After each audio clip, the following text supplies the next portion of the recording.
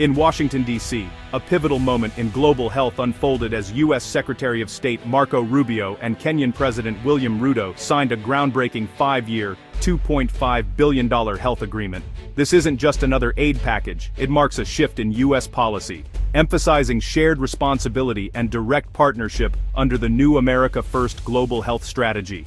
The deal comes after the dismantling of USAID, which left a void in global health support and uncertainty for programs like PEPFAR.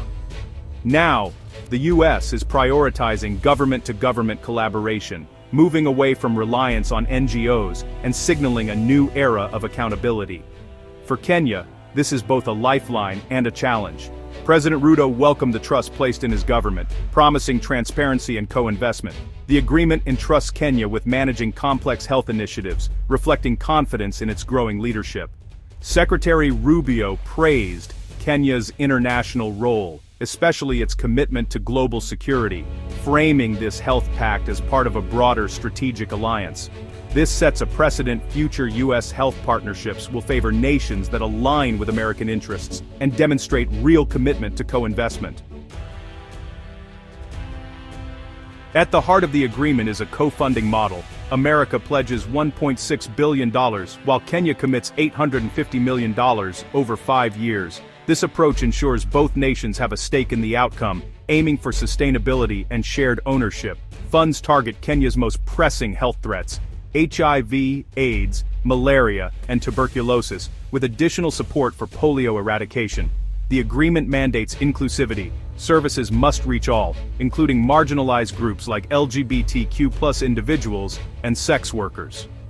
All clinics in Kenya's national health insurance system, including faith-based providers, are eligible for funding, expanding access across the country. However, U.S. restrictions on abortion services remain, limiting funding for organizations offering comprehensive reproductive health care. This could create gaps in care for women and families, reflecting ongoing tensions in U.S. foreign aid policy. Still, the focus remains on measurable progress against infectious diseases and building a more resilient health system.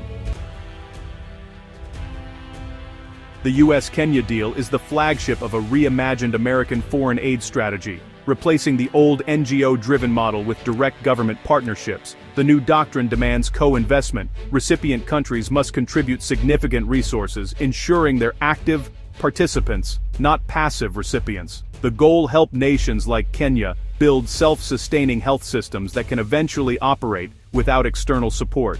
Over 5 years, Kenya will gradually take over program management and funding, with a managed transition to prevent service disruptions. This shift gives the U.S. new diplomatic leverage. Only countries aligned with American interests and demonstrating good governance will be offered similar deals. Major African powers like Nigeria and South Africa are currently excluded, highlighting the strategic nature of this approach. Health aid is now a tool for rewarding allies and encouraging reforms, not just a humanitarian gesture. The message is clear: partnership and accountability are the new prerequisites for U.S. support. For ordinary Kenyans, this agreement means continued access to life-saving treatments for HIV, malaria, and tuberculosis. After months of uncertainty, the deal guarantees that essential health services won't vanish overnight. Success depends on Kenya's ability to manage funds transparently and deliver quality care through its public and faith-based health providers. Integrating all clinics into the national insurance system could transform access, especially in rural areas where church-run clinics are often the only option.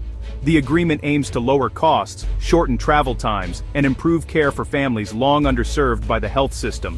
It's a bold bet on Kenya's capacity to lead its own health future, with the world watching closely.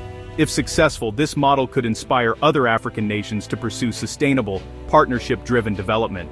For Kenyan families, the promise is simple: a healthier future, built on shared commitment from both Nairobi and Washington.